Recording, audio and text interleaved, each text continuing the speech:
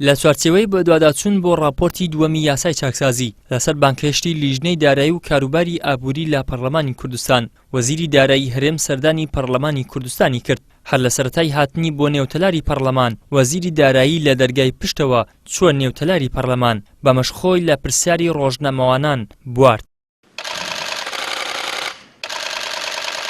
دوای تەوابوونی کۆبوونەوەکە، ئەندامانی لیژنەی دارایی پەرلەمان ڕایانگەیاند پێشبینی ناکەن دۆخی دارایی هەرێم لەوەی هەیە باشتر بێت. چاکسازیش لە هەندێ وەزارەت لە 100% و لە هەندێ شوێنی تریش لە 104 تێپەڕ ناکات. سەبارەت بە ڕێکەوتنی هەرێم و بەغداژ وتیان هەروەک سەرەتا ئاماژەمان پێدا، ڕێکەوتنی هەولێر و بەغدا تەنها ڕێکەوتنێکی سیاسی و یاساییە بۆ شەرعیەتدان بە فرۆشتنی نەوتی هەرێم لەلایەن دەسەڵاتدارانی کوردستانەوە، نەک بۆ چارەسەری قەیرانی دارایی و چارەسەری کێشەی موچەی هاوڵاتیان.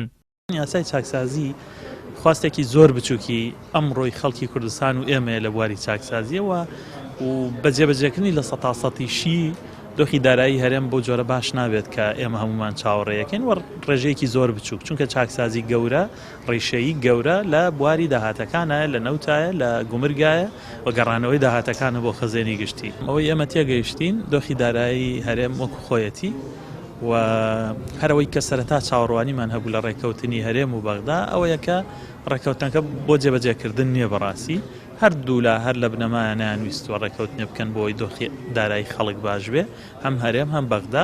ئەندامێکی دیکەی پەرلەمانی کوردستان دەڵێت تاکو ئێستا بەرچاومان ڕوون نییە سەبارەت بە ڕێکەوتنی هەرێم و بەغدا گەشتبینیش نین بەو ڕێکەوتنە.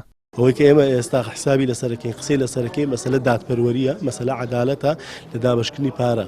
کەسێک ناکرێت لە ماڵەوە دابنیشێ موچەی هەبێ، کەسێک ناکرێت دوو موچەی هەبێ، سێ موچەی هەبێ، هەمووانە بێ پێداچوونی پێکرێت بڕیاری لەسەر بدرێت. گفتوگۆکان بەردەوامە، وەزارەتی نەوتی هەردوو لا ڕێکەوتون، وەزارەتی ڕقابەی مالی هەردوو لە ئەرکەکانیان بەردەوامن. ماوەتەوە ئاخر قەرار کە دوا بڕیار وەزارەتی دارایی عێراق بیدا، بەڵام ئێمە وەکو پەرلەمانتاران هۆی سەری دۆخەکە ئەکەین، بەرچاومان ینی ڕوون نییە بڵێم 100%، بەڵام گەشتبین نین بەوەی کە حکوومەتی عێراقی پارە بە حکوومەتی کوردستان بدات. بەپێی ئەو ئەنجامانەی پەرلەمانتاران لە سەردانەکەی وەزیری دارایی هەرێمەوە بۆ پەرلەمانی کوردستان دەستیان کەوتووە، پێناچێت بەم زوانە هیچ بەرەو پێشچوونێکی ئیجابی لە دۆخی دارایی هەرێم و کێشەی موچەی فەرمانبەران بەدی بێت. وەک پشتڕاستکردنەوەی ئەم بۆچوونەش لێدوانی ناوبەناوی هەندێک بەرپرسی حکوومەت دێهێننەوە کە ئەوە بەگوێی خەڵکدا دەدەن، تەنانەت ئەگەر بەغداش پارە بنێرێ موچەی تەواوەتی دابەش ناکرێ و دۆخی دارایی هەرێمیش بەرەو پێش ناچێت.